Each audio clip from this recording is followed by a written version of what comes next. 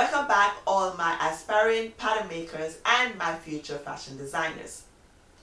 In the construction of a garment, you usually try to incorporate a dart to get that fitted, tailored look, or you may incorporate tucks. Now, what's the difference between a dart and a tuck? Dart is a folded portion on a garment to remove excess fabric, thus providing shape to the garment. A dart usually starts from the opening, which is the widest area, and then it tapers to nothing at a point. Tucks are similar to darts, but in most cases on the tuck you do not stitch all the way to the end like the dart. You will stitch simply halfway, or you don't stitch anywhere on that dart at all to create that tuck. For the tuck that you are going to stitch halfway, you can simply fold the dart like this, and this is the dart here, and you would taper here if it's a dart. But to create that tuck, you are going to stitch just halfway and then create a stitching across to the edge, which is going to be perpendicular towards the fold of the dart. And once you do that halfway and stitch across, then you will create that tuck, and it will look like this, but just halfway it will stitch too.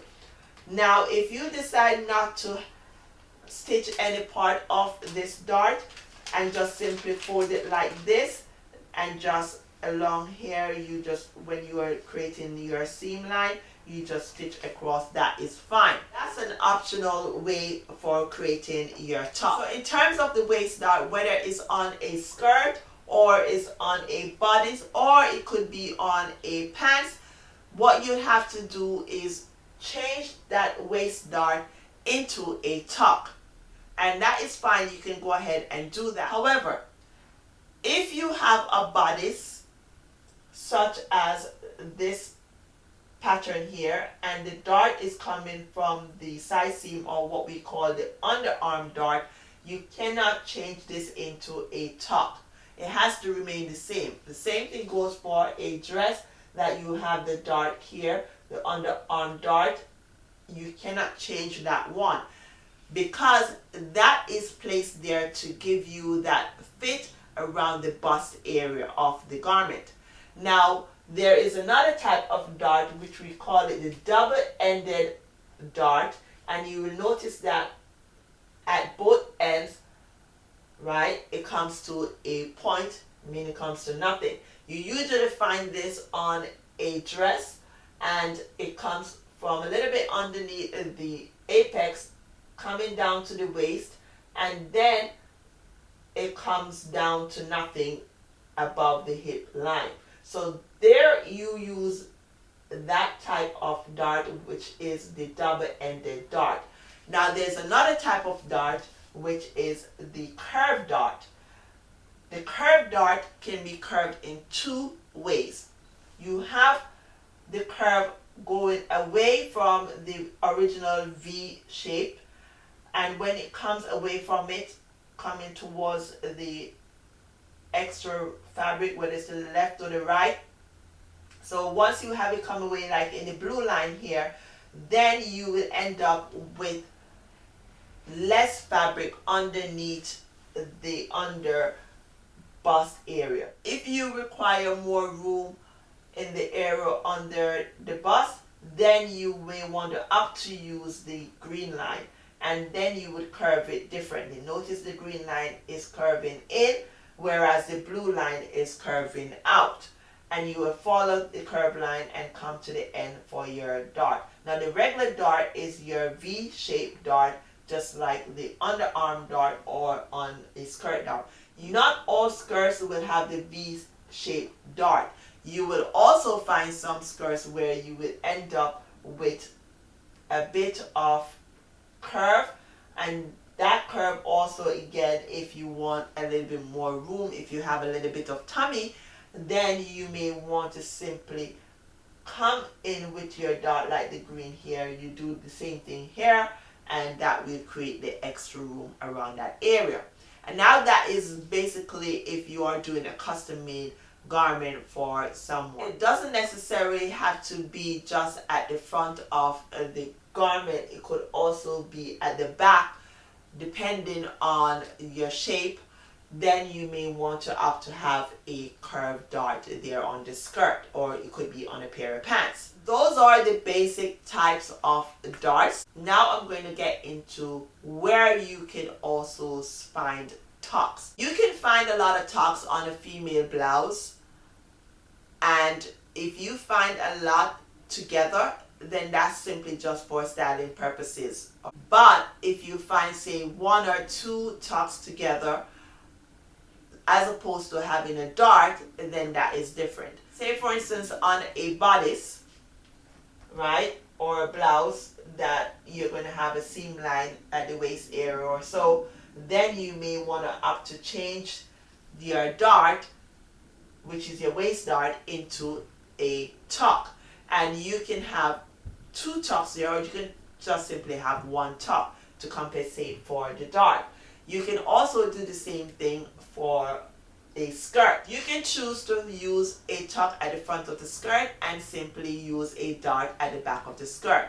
You can create several types of tucks. You can create the one like this, where you notice that it has two tucks, one on either side, right? And you can have it like that. Or you can create another type of tuck whereby it looks like this at the back of a blouse. You can also find that at the back of a male shirt, it could be also looking like this. So those are the areas that you will find the tucks on blouses or on shirts.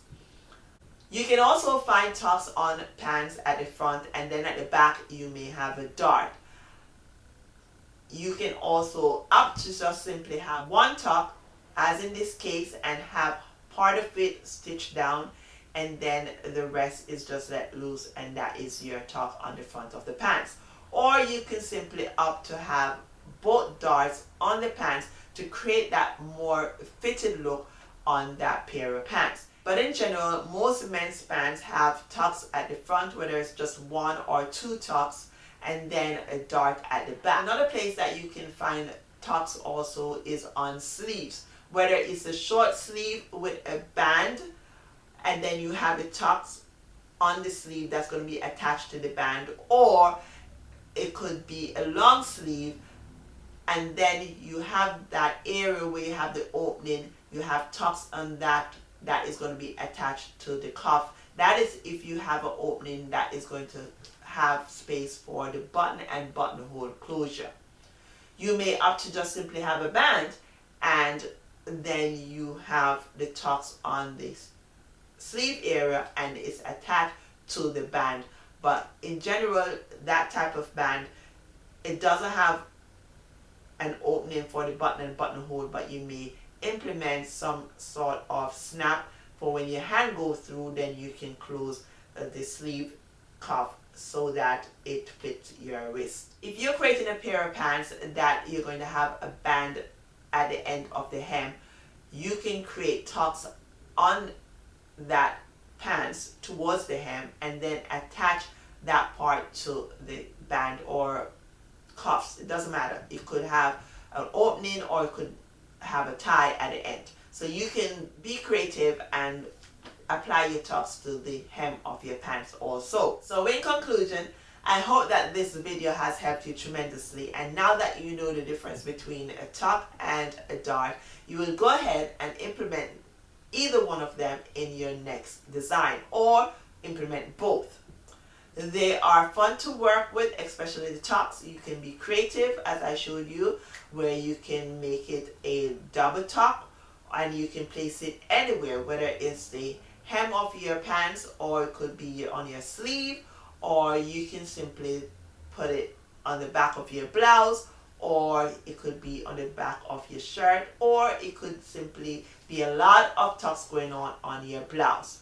So I hope that this video has helped you tremendously. If you have not yet subscribed to my channel, go ahead and hit that subscribe button. And don't forget to share this video with others around the world. Don't keep it to yourself. Don't forget to hit that like button and turn on your notification. watching and see you soon on the next video to come. Bye now. Cheers.